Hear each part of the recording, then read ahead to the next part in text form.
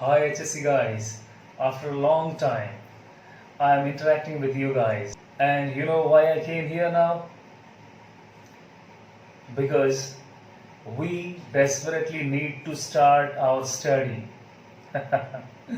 Really, because after a long time, due to this corona pandemic, we have been stuck and we couldn't even start our study.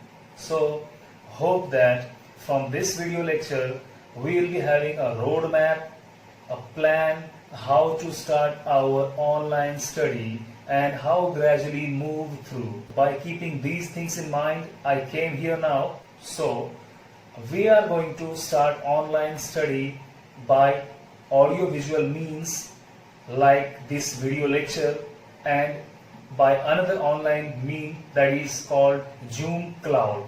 So my first appeal to you guys are you all have to install Zoom app in your smartphone.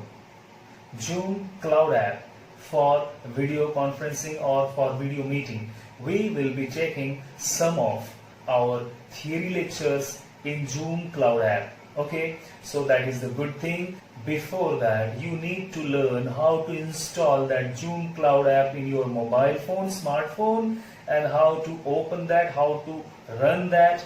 So for that, I will be sending you a link. You can see in that link how we can do that, so you can proceed for the things. Okay, so thing is that we have new syllabus for HSC as you saw in your PDF books, right?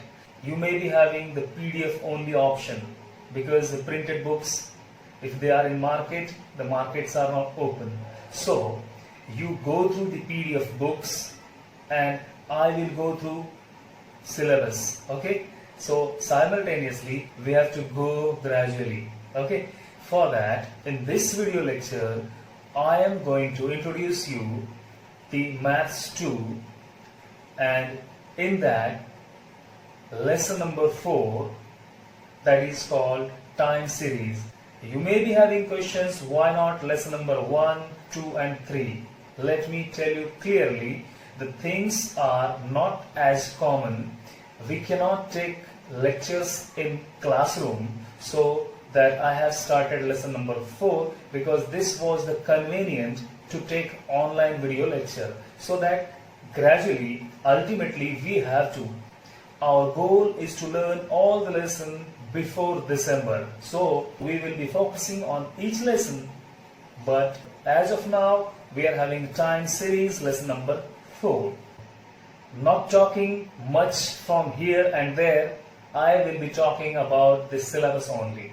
So in statistics, this lesson which is called time series, the 4th one, we have 3 separate parts. First part is you have to represent the given data in graphical method, right?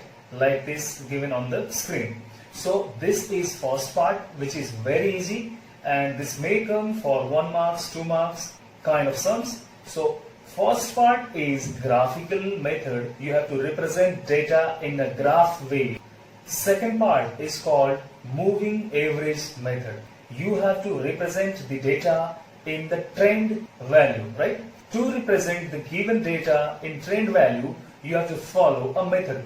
In questions they will ask, you have to go through 3 yearly moving or 4 yearly moving or 5 yearly moving. So in that, 3 yearly moving and 5 yearly moving, these two are having the same method of solution. Okay, that we are going to discuss and see in next.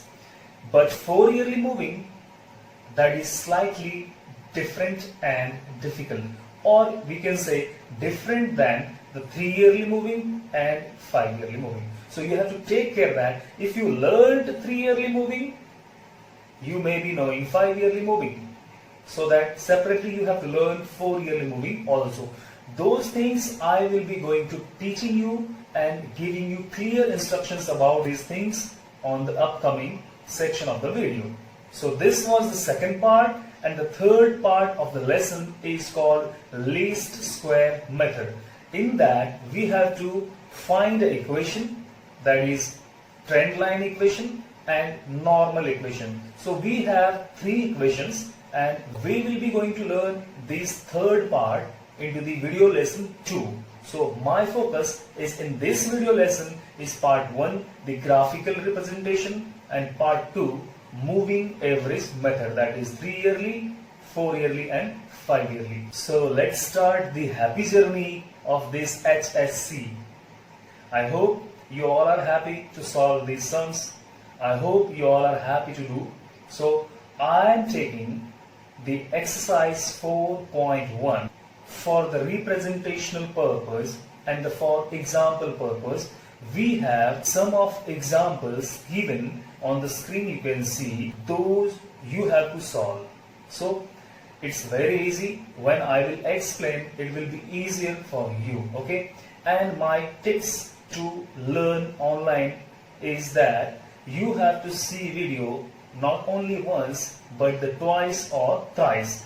For example, if you saw a sum solution and if you have some doubt, see the another one. The next sum solution will give you or clear you the previous doubt. So like this, you will see ultimately improvement in your understanding. Okay, so let's go to exercise 4.1 and I have taken the sum number 7. I have taken sum number 7. We will be going to solve sum number 7 by the first method, that is graphical representation, and then second part we will be solving in those three methods, that is 3 yearly, 4 yearly and 5 yearly. So first, graphical representation of the given data. Let's see how we solve. Time series, lesson number 4. We are having question number 7, and question number 7 में Data is given for the trend line graphical method. So we will be drawing trend line by graphical method of this. So I am writing the question. The years are given from 1976 to 1986, continuously 11th year on the row. So each year's production are given on the second column. So question is over now. By writing, we have to answer now. So this is the draw. Question number 7, for example. So x-axis, we are taking year on the x-axis and production on the y-axis. So on the y-axis we have to write production as given in the question, and intercept point of x-axis and y-axis is 0. This is very simple as we have drawn year on the x-axis and production from 1 to maximum point 10. So least point is 0 and maximum is 10. So I have written over here on y-axis. So we will be putting now point. So first year 1976 has 0 production. So we have to make a point there on the 0. Same as 1977, we have 4. So on the year 1977 we have 4. So I am making a point of 4. As you know, you have done this several times at the standard 8th, 9th and 10th, 11th also. So I am putting, and I am determining the points by the given data. It's very simple, as like standard 8th question. So like this, I will be drawing all the data into this graph. Like this I have drawn now. Now I will be joining these points by chronological order. Don't miss the chronological order you and the drawing figure is complete now. As you see, one graph is created. Now this graph shows the growth of production year by year. So y on y the growth is there, so this shows upward slope. So the trend is upward. So this line is called trend line and the trend is upward. Similarly, if we draw some questions and the graph shows downward trend, so that graph will called downward trend. So this is upward trend. Similar way, if we draw some sum, if we get this is upward, no doubt in this, but similarly if we get downward, so no doubt there may be some downward slope or downward trend sums also, so you may find somewhere. Finally, I hope you understood what I wanted to show. This is very simple and good luck to you guys. Just you saw the graphical representations. This is very easy. Hope that you will get these sums in board exams also. Next, 3 yearly moving trend value. Let's see. We are taking same sum for the reference, and this is question number 9 also in your textbook. So we will be solving this sum here, 3 yearly moving average. So ध्यान से आप देखो कि कैसे इसको मैं present कर रहा हूँ. सो हमने 3 लाइन ड्रॉ कर लिए 3 ईयरली मूविंग के लिए. पहला कॉलम 3 ईयरली मूविंग टोटल का और दूसरा कॉलम है 3 ईयरली मूविंग एवरेज का. सो 3 को हमने अलग से ले लिया क्योंकि ईयर 3 है, इसलिए फर्स्ट 3 ईयर्स के प्रोडक्शन को हमें टोटल करना है. जैसे कि 0 + 4 + 4, 0 + 4 + 4, तो ये हो गया 8. लेकिन ध्यान रहे जब 3 ईयरली टोटल आता है तो फर्स्ट जो आपका रो होता है वो ब्लैंक जाएगा. तो फर्स्ट रो में आप कुछ भी नहीं लिखेंगे, ध्यान देना है इसमें. तो आप डायरेक्टली सेकेंड रो से शुरू करेंगे.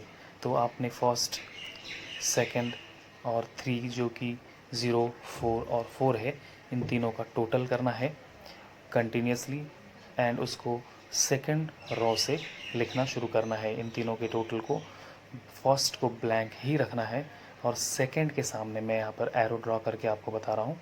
तो सेकंड ईयर से उसके सामने आपको टोटल लिखना है एंड देन टोटल है 8, तो इसका टोटल आया 8. सिमिलर वे से अब फर्स्ट ईयर को हम क्रॉस कर देंगे, उसको नहीं लेंगे. सेकेंड ईयर से मतलब 1976 को हम नहीं लेंगे, अब हम लेंगे 1977 से.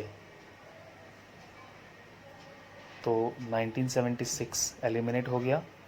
अब 3 ईयर्स मूविंग एवरेज है, इसलिए 1977 से अगले 3 ईयर्स तक का लेंगे, दैट इज़ 1977, 78 और 79. तो 4 + 4 + 2 that becomes 8. That becomes again 4 + 4 8 + 2 10, sorry, that becomes 10. तो हम लोग कंटिन्यूसली लिखते जाएंगे, that becomes 10.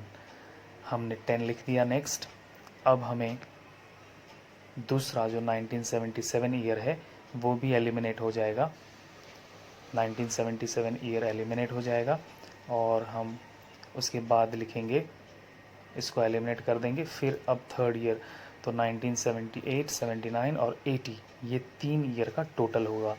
तो इस तरीके से 4 + 2 6 + 6 दैट इज़ 12. तो इस तरीके से हम कंटिन्यूस टोटल एक को एलिमिनेट करके और अगले ईयर को ऐड करते हुए टोटल करते जाएंगे. तो इसका टोटल हमने लिख दिया, ये एलिमिनेट हो गया. अब अगला वाला ईयर हमें लेना है, 1981 को ऐड करना है. तो 1979, 80 और 81 ऐड होंगे ईयर में, तो उसका प्रोडक्शन वैल्यू है 2, 6 और 8, दैट बिकम्स 16. तो अभी आपको समझ में आ गया होगा कि हमें फिर से 1979 को एलिमिनेट करना है और 80, 81 और 82, दैट इज़ 6, 8 और 5 प्रोडक्शन वैल्यू लेना है, दैट बिकम्स 19। सो इस तरीके से हमें 3 ईयरली मूविंग टोटल को फिल करते हुए जाना है। सो अब मैंने इसको फिल कर दिया है। अब लास्ट में हम बचते हैं तो 1984, 85, 86 हमने 23 टोटल ले लिया। अब 4 को एलिमिनेट करने पर हमारे पास 4 जब एलिमिनेट हो जाता है तो 10, 10 और अगला वाला हमारे पास नहीं होता। तो इसलिए यहाँ पर ये हमने लिख दिया 24 टोटल। अब आते हैं 4 तो एलिमिनेट हो जाएगा, तो 10 और 10 के बाद तीसरा वाला ईयर हमारे पास नहीं है, ठीक है। सो दैट ये ब्लैंक हो जाएगा। तो यहाँ पर ध्यान देना है, फर्स्ट रो 3 ईयरली मूविंग में ये ब्लैंक रहेगा। 3 ईयरली मूविंग टोटल के कॉलम में भी at the top and at the bottom, मतलब फर्स्ट ईयर और लास्ट ईयर ब्लैंक रहेंगे। ट्रेंड वैल्यू में भी आपका फर्स्ट ईयर और लास्ट ईयर ब्लैंक ही रहेगा। अब हमें 3 ईयरली मूविंग एवरेज है, इसलिए जो 3 ईयरली मूविंग टोटल हमारा आया है, इस टोटल के हर एक एलिमेंट को हमें 3 से डिवाइड करना है। तो ध्यान रहे यहाँ पर जो लास्ट ब्लैंक क्यों हुआ, क्योंकि थर्ड वाला ईयर हमारे पास 1986 के बाद नहीं है। अब 3 ईयरली के 3 नंबर वैल्यू से जो 3 ईयरली मूविंग टोटल के सारे एलिमेंट हैं, जैसे 8, 10, 12, 16, 19, 22, 18, 23, 24 को डिवाइड कर देंगे 3 से। तो 3 से हम इन सारे एलिमेंट को डिवाइड कर देंगे। तो आपको इसके लिए इंटेंस डिवाइड करना है। तो मैं 3 को अगर डिवाइड करता हूँ तो इट बिकम्स 2.667। तो इन सारे के सारे एलिमेंट को आप सीधे सीधे सामने सामने लिखेंगे। ये एरो मैं रिप्रेजेंटेशन के लिए बना रहा हूँ। आप लाइन वाले बुक में जब सम को करेंगे तो एरो बनाने की ज़रूरत नहीं है, आप पेंसिल से ड्रॉ कर सकते हैं। यह आ गया 3 से 8 को डिवाइड करते हैं 2.667। एक्चुअली 666 आता है, तो इसको राउंड फिगर कर देता हूँ 6.7 करके। तो आप 666 भी लिख सकते हैं, 7 भी लिख सकते हैं। 10 को 3 से डिवाइड करने पर 3.333। तो इस तरीके से 12 को 3 से डिवाइड करने पर 4 आएगा, ये आप सभी जानते हैं। तो मैं इसको फिल कर देता हूँ। आपको अंडरस्टैंड हो गया होगा कि ये ट्रेंड लाइन हमारा जो ट्रेंड वैल्यू है ये ड्रॉ हो रहा है। तो इसे ही हम 3 yearly moving average trend value कहते हैं। इसी पॉइंट वाले वैल्यू को अगर हम ग्राफ में ड्रॉ करेंगे तो वो ट्रेंड वैल्यू दिखाएगा। तो कभी कभी सम आता है कि आप मूविंग एवरेज निकालो और ट्रेंड वैल्यू को ग्राफ में रिप्रेजेंट करो। तो इसके पहले वाले सम में हमने डायरेक्टली क्वेश्चन को ग्राफ में रिप्रेजेंट किया था। Some time 3 yearly moving average graph में रिप्रेजेंट करने को आता है। तो ये हमारा सम कंप्लीट हो गया। तो आई होप कि आपको 3 ईयरली मूविंग एवरेज आ गया होगा। तो इसमें नोट करने की बातें हैं, क्या क्या हम नोट कर सकते हैं। तो आपको ये जो प्रोडक्शन ईयर दिया होता है इसको 3 ईयरली मूविंग टोटल में लेना है और फर्स्ट और लास्ट ईयर को ब्लैंक रखना है, क्योंकि उसके लिए हमारे पास रेफरेंस वैल्यूज़ नहीं है। और कंटिन्यूस 3 के प्रोडक्शन को प्लस करते हुए और लास्ट को निकालते हुए, प्रीवियस को निकालते हुए, फर्दर को प्लस करते हुए आपको 3 के सेट को प्लस करते हुए जाना है, जैसा कि मैंने इसमें आपको करके बताया। इससे 3 ईयरली मूविंग एवरेज सम आपका कंप्लीट हो जाएगा। अब इसके वैल्यू को जो आपको 3 ईयरली मूविंग टोटल आया है उसको 3 से डिवाइड करना है, और डिवाइड करने पे काफ़ी समय जाएगा। आप थोड़ा सा ध्यान देंगे और इसको सॉल्व कर लेंगे। आई होप कि आपको ये बातें समझ में आ गई। सो घर में प्रैक्टिस कर लेंगे 3 ईयरली को। सामने सामने ही लिखना है और ये सामने सामने ही लिखना है। मैं सामने सामने इसलिए कह रहा हूँ क्योंकि 4 ईयरली में जब हम लोग तीसरा एग्जाम्पल करेंगे तो वहाँ पर थोड़े से चेंजेस हैं. Good luck.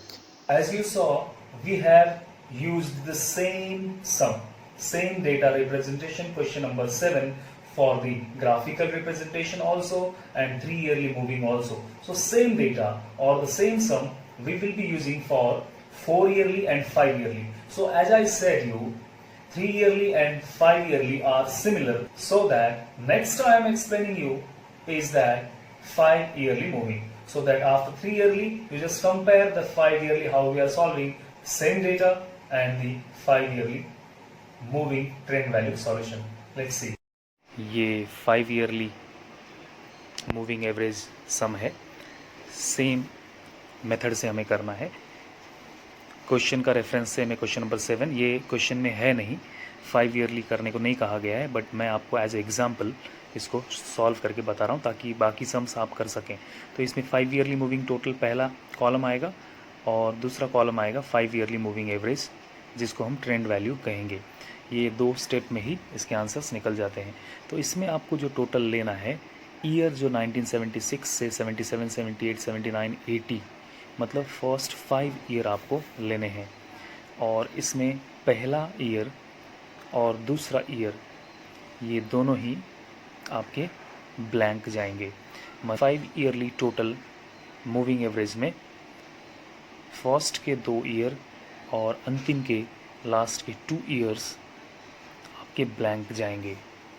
तो ये ध्यान रहे, इसके पहले 3 ईयरली में फर्स्ट ईयर और लास्ट ईयर ही ब्लैंक होता था. इसमें आपको 5 ईयरली में आपको 2-2 लाइन ब्लैंक जाएंगे. तो ये आप नोट डाउन कर लेंगे. और आपको तीसरे ईयर से ही 5 ईयर प्रोडक्शन के टोटल लेने हैं.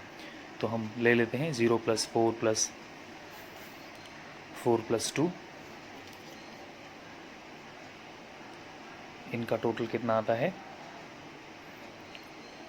16.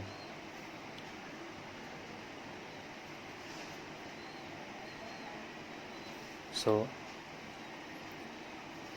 4 + 4 8 + 2 10 + 6 16. तो here it becomes 16 और 0 को हम एलिमिनेट कर देंगे क्योंकि इनका टोटल हमने लिख दिया है. अब हम 4 से शुरू करेंगे और एक ईयर और बढ़ा देंगे, दैट इज़ 1981 को.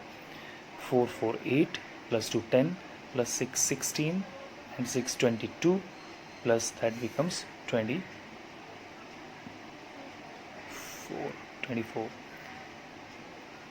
सो इसको क्रॉस कर देंगे. अगला ऐड कर देंगे 1982 ऐड हो जाएगा, दैट इज़ 5 ऐड हो जाएगा 4 से. 4 + 2 8 plus that is 8 16 + 6 that is 22 and plus 5 that becomes 21. सो ये 4 एलिमिनेट हो गया आपका. नाउ 2 से शुरू करेंगे. 2 + 6 8 + 8 16 + 5 21 + 9 30. तो इट बिकम्स 30. आपको क्लियर समझ में आ गया होगा कि क्या करना है. ये जो क्रॉस का साइन मैं आपको एलिमिनेशन का लगाते जा रहा हूँ, ये रिप्रेजेंटेशन के लिए है. इसे आप क्वेश्चन के जब आंसर लिखेंगे तो वहाँ पर पेंसिल से करेंगे, वहाँ पर आप शो नहीं करेंगे ऐसे. तो इस तरीके से अब 6 से अगर हम टोटल लेते हैं 6 + 8 6 + 8, तो इस तरीके से हम क्या कर सकते हैं, इसको हम फिल करते हुए जा सकते हैं. तो ये मैं आपको फिल कर देता हूँ. टोटल 32 हो गया. आपको ये समझ में आ रहा है क्या हो रहा है. 6 एलिमिनेट हो गया. नाउ 8 + 5 + 9 + 4, ये अगले 5 वैल्यू आपको लेना है जिसका टोटल बनता है 36. नाउ 1982 से 1985 तक, तो ये जो ब्लैंक है उसे भी हम लेते ही जाना है, अंतिम तक हमें जाना है. तो 5 से लेके 5 9 4 और 10 that becomes 14 14 that becomes 28. So that we will be writing, sorry it becomes 38. So totally अब हमारा 1982 क्या हो गया, एलिमिनेट हो गया. अब हमें 9 4 10 10, तो यहाँ पर पांचवा एलिमेंट है नहीं, ठीक है, सो दैट यहाँ पर ये कॉलम रुक गया। तो हमने जस्ट इनका टोटल कर दिया। हमने क्या किया, जनरली 5 को प्लस करके हमने टोटल लिख दिया। अब इसको हमें 5 ईयरली मूविंग एवरेज है, इसलिए क्या करना है, 5 से हमें इसको डिवाइड कर देना है। तो सिंपली 3 ईयरली और 5 ईयरली में सिमिलैरिटी है, खास चेंजेस नहीं है, इसे हमें 5 से डिवाइड कर देना है। तो 16 को अगर मैं 5 से डिवाइड करता हूँ तो ये आ जाएगा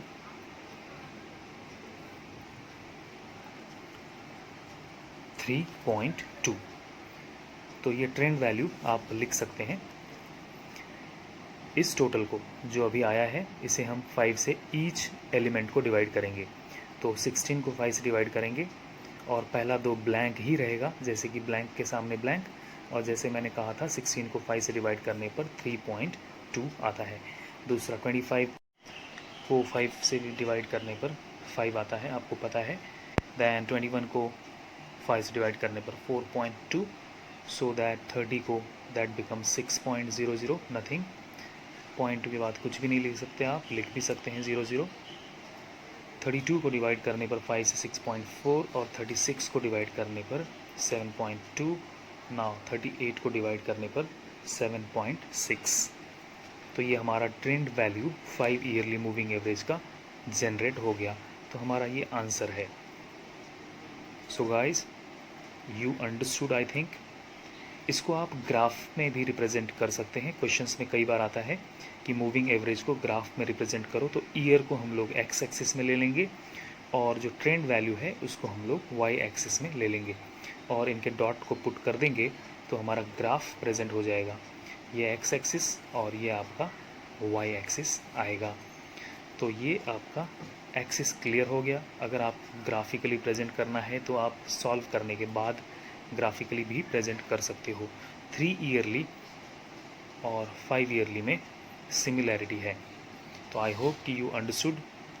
इफ़ देर आर एनीथिंग आप मेरे को मैसेज कर सकते हैं या आप और अच्छे से समझने के लिए दिए हुए एग्जाम्पल्स को कर सकते हैं। Good luck. Just you saw 5 yearly. Now we'll be going to 4 yearly solution. Moving average 4 yearly solution. The same data we are going to solve in 4 yearly solution or 4 yearly moving average, or you can say 4 yearly trend value. So let's see how we are doing. This is 4 yearly moving average. So इसमें आपको 3 yearly जैसा ही है, 5 yearly जैसा भी नहीं है, तो ये पूरा का पूरा अलग है। तो सेम सम है। For the reference sum number 7 लिया है मैंने, ये एज एग्जाम्पल का काम कर रहा है। 4 ईयरली में ध्यान देने की बात है कि इसमें 11 ईयर्स हैं, 1976 से 86 तक। तो उसमें से 3 ईयर्स कम हो जाएंगे और 11 में से 3 कम होते हैं तो 8, मतलब टोटल 8 ईयर का ही हमारा ट्रेंड वैल्यू निकलेगा। इसका मतलब फर्स्ट आपका ब्लैंक रहेगा और आपका लास्ट जो अंतिम है वो ब्लैंक रहेगा। आपको फर्स्ट, सेकेंड और थर्ड, आपका सेकंड और थर्ड, इनके बीच में जो ग्रीन आपको एरो दिख रहा है वहाँ पर आपको वैल्यू लिखने हैं। थर्ड और फोर्थ के बीच में, फोर्थ और फिफ्थ के बीच में, फिफ्थ और सिक्स्थ के बीच में, इस तरीके से आपको लिखने हैं। तो 4 ईयरली मूविंग में टोटल में पहला आपका ब्लैंक रहेगा 0, 4, 4, 2। ये जो 4 ईयर है 76 से 79 तक, इन चारों का टोटल हमें करना है, दैट बिकम्स 10। तो ये हमने कहाँ पर लिखा, सेकंड और थर्ड के बीच में। तो यहाँ पर हमने चारों को अगर टोटल करते हैं नेक्स्ट 4 को तो इट बिकम्स 16, और हमने इसको लिखा थर्ड और फोर्थ के बीच में। ये ध्यान देना है जब भी आप सम करेंगे आपको इसी तरीके से लिखना है। अगर आपने इन लाइन को लिखने में गड़बड़ी की तो आपके प्रॉब्लम क्रिएट होंगे सम में। नाउ 1977 एलिमिनेट हो गया, 1980 इंक्लूड हो गया, तो 4 + 2 + 6 आपका और +8, it becomes total 20.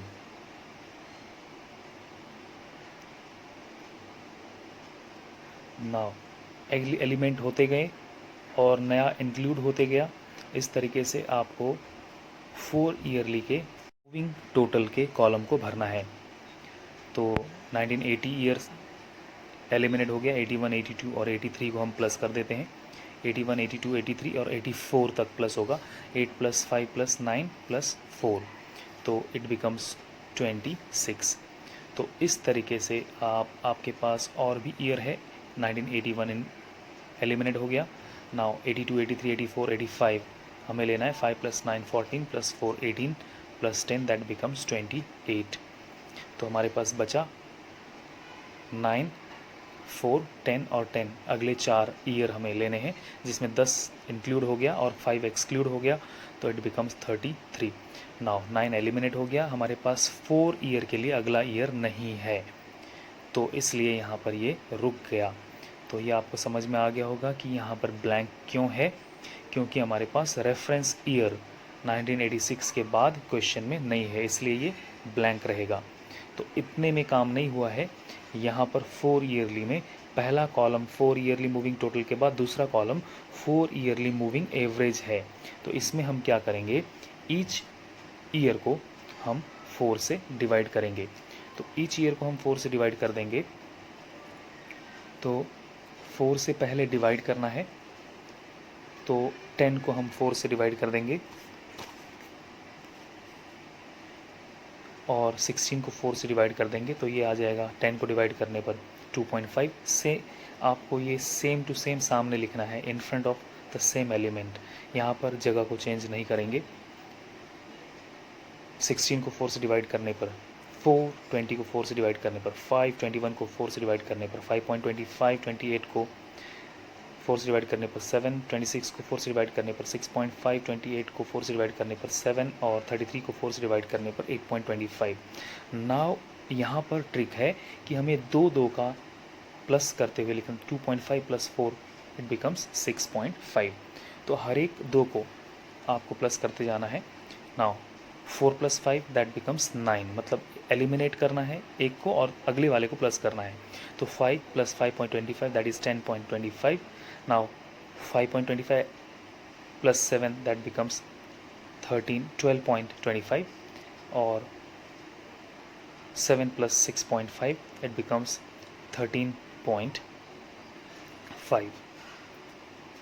So again 6.5 + 7 that becomes 13.5।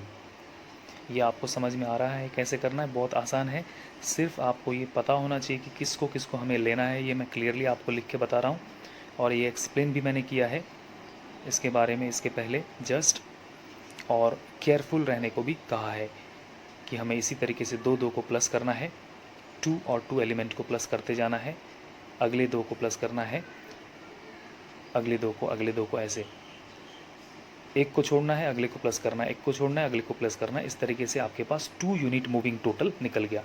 तो हमारे पास 4 कॉलम में से हमने 3 कॉलम कैलकुलेट कर लिए। अब ये जो 2 यूनिट मूविंग टोटल है इसको हमें 2 से डिवाइड कर देना है। तो जैसे ही हम 2 यूनिट मूविंग टोटल को 2 से डिवाइड कर देते हैं, हमारा 4 ईयरली सेंटर्ड एवरेज या 4 yearly centred moving average answer निकल जाता है। आप इसको सामने सामने लिखेंगे तो 6.5 को अगर मैं 2 से डिवाइड करता हूँ तो ये 3.25 होता है। 9 को 2 से डिवाइड करता हूँ 4.25, 10 को 10.25 को अगर 2 से डिवाइड करता हूँ तो 5.125। इसी तरीके से मैं लिखते जा रहा हूँ। 13.5 को 2 से डिवाइड करते हैं तो 6.75 सेम आएगा, 6.75 दोनों 13.5 है। 15.25 को डिवाइड करते हैं 2 से तो 7.625। हमारे पास 4 yearly centred moving average that is trend value, आपका ट्रेंड वैल्यू आंसर आ गया। तो 4 ईयरली में आपको ये ध्यान देना है किस तरीके से हमें करना है। पहले हमें 4 ईयरली का मूविंग टोटल निकालना है। मूविंग टोटल निकालते समय ये ध्यान देना है कि अगर टोटल जो भी टोटल आता है उससे 3 को माइनस करना है 8, मतलब आपके 8 ही 4 ईयरली मूविंग टोटल के आंसर्स आएंगे। मतलब आपके 3 एलिमिनेट हो जाएंगे। 3 मतलब 3 एग्जैक्टली इसमें दिखते नहीं हैं। आपको जो तीसरा पॉइंट और दूसरा पॉइंट है, तीसरा ईयर और दूसरा ईयर, उसके बीच से शुरू करना है। जैसे कि यहाँ पर 10 है और उस वैल्यू को हमें 4 से डिवाइड करना है और इस वैल्यू को हमें प्लस करना है, एक के बाद एक, मतलब जोड़ी जोड़ी को प्लस करते हुए जाना है, एक को लेना, एक को एलिमिनेट करते हुए, और 2 यूनिट मूविंग एवरेज निकलेगा और उसको हमें 2 से डिवाइड कर देना है। तो आपके आंसर्स आपके पास आ जाएंगे, जिसे हम 4 ईयरली सेंटर्ड मूविंग एवरेज कहेंगे। Good luck, I hope you understood. This was the first part where we have covered trend value graphical representation, moving average 3 years, 5 years and 4 years. That is also trend value calculation by moving average method. And part 2 video I will come with least square method. That will be the end part of the lesson itself. Okay, let me tell you, this one explanation will give you whole idea of the lesson. Okay, there are nothing new apart from what I have given you now. If there are any questions, if there are doubt how to ask question, I will clear you. You have to take first photograph of that question and send to me and ask the question required. Okay, without trying some, you should not ask any question to me. First you have to try, because you are in HSC, you have to develop yourself in self-study mode. Okay, like this in online class we cannot solve all these solutions. Okay, so we will be solving those important solutions which will help you to solve all the sums. Okay, for those guys who are at hometown, सोना नहीं है. Okay, you have to study hard. ठीक है, गांव में करने के लिए कुछ भी नहीं है आपको, ठीक है, एंड आप सिर्फ स्टडी करेंगे. Okay, at the end this video is the link of YouTube, so you need to follow, you need to subscribe that channel to get new updates. So whatever video lectures or video guidance we will be having, we will be updating there. So we are having 2 places where we are updating videos. One is YouTube and other is Parks Institute Facebook page. So you have to become member there also. And homework that I will be typing and sending you. Okay, and again good luck for starting your studies. Bye.